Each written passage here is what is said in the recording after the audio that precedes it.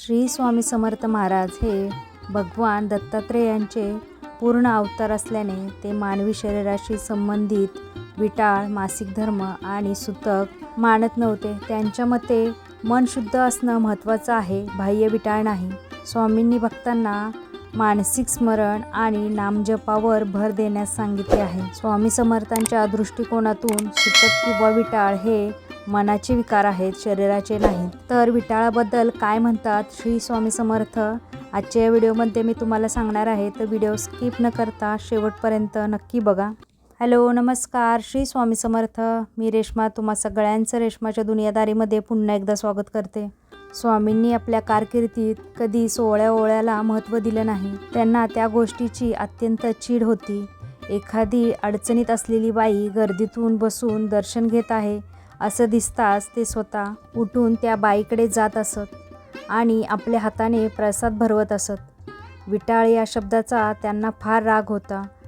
हा शब्द ऐकला तरी ते रागाने लालबुंद होत असे. ते म्हणत असत, बाई ही आई आहे आणि आई कधीच विटाळशी होऊ शकत नाही. तुम्ही सगळे हरामखोर आहात. जिने जन्म दिला तिलाच घरातून बाहेर बसवतात. याच संदर्भातील एक गोष्ट स्वामींचा परमभक्त चोळाप्पा सगळ्यांनाच माहीत आहे. त्यांनी एकदा घरी सत्यनारायणांची पूजा करायचा संकल्प केला. नीतीप्रमाणे चोळाप्पा स्वामींची परवानगी घेण्यास मठात पोचला. स्वामींना त्यांनी नम्रपणे आपल्या संकल्पाबद्दल सांगितले आणि त्यांची परवानगी मागितली. स्वामी ही खुश झाले आणि म्हणाले, चोळ्या, सत्यनारायण घालतोस? छान हो, पण प्रसादाचं जेवण मीच आणणार. चोळाप्पाने स्वामींची आज्ञा मानली आणि प्रसन्न मनाने ते घरी परतले. आपल्या कुटुंबाशी चर्चा करून पुढील महिन्यातील योग्य मुहूर्त चोळाप्पाने ठरवला आणि पूजेची तयारी करण्यात चोळाप्पाचे कुटुंब गुंतले गेले. पूजेचा दिवस उजाडला. प्रसादाची काही तयारी करायची नाही म्हणून चोळाप्पाची बायको थोडीशी अस्वस्थ होती. पण स्वामी प्रसाद आणणार म्हटल्यावर प्रश्नच नव्हता. पूजेच्या बरोबर 13 दिवस अगोदर स्वामींचे भक्त अक्कलकोटामधले साळीकर यांचे वडील वारले होते आणि पूजेच्या दिवशी त्यांचे 13वं होतं. इकडे स्वामींना 13व्याचं जेवण जेवायला कसं बोलवायचं म्हणून साळीकर द्विधा मनस्थितीत होते.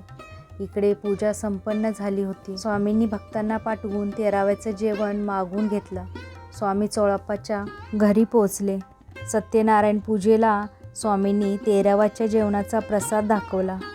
सगळे मुकाटपणे जेवले. स्वामीसमोर बोलण्याची कोणाचीही टाप नव्हती. अशी सोळ्या ओळ्याची दुसरी गोष्ट, राधा कसबेकर नावाची स्वामींची एक भक्त होती. तिच्या मनात गुरुचरित्र सप्ताह मांडणीची तीव्र इच्छा उत्पन्न झाली. उद्यापासूनच सुरुवात करायची असे ती विचार करत होती. तिच्यासमोर 2 अडचणी होत्या. एक म्हणजे दुसऱ्या दिवशी अमावस्या होती आणि तिची मासिक पाळीसुद्धा त्याच आठवड्यात होती. काय करावे अशा संभ्रमात राधा पडली. शेवटी तिने जाऊन स्वामींना विचारायचे ठरवले आणि ती स्वामींकडे पोहोचली. स्वामींना नमस्कार केला. काही विचारण्याच्या आत स्वामी गरजले, राधे, ही अडचण, अमावस्या, हे सर्व तुम्हा लोकांसाठी. आम्हाला याचं काही नाही. आमच्याकडे बघ, सगळे कसे स्वच्छ आणि लखलखीत आहे.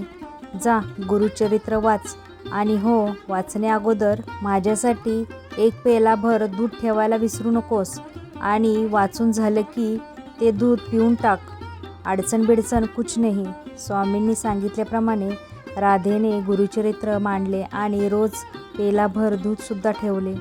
तिचा सप्ताह सुरळीत पार पडला आणि उद्यापनाच्या 2 दिवसानंतर तिची पाळी सुरू झाली.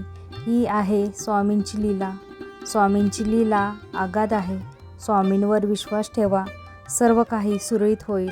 तर मंडळी, तुम्हाला ही आजची कथा कशी वाटली नक्की मला कमेंटमध्ये सांगा. तुम्हाला आजचा व्हिडिओ आवडला असेल तर व्हिडिओला जास्तीत जास्त लाईक करा, शेअर करा आणि सबस्क्राईब करा. पुन्हा भेटूया आपण उद्याच्या नवीन व्हिडिओसोबत. तोपर्यंत सगळ्यांना श्री स्वामी समर्थ. जय जय स्वामी समर्थ.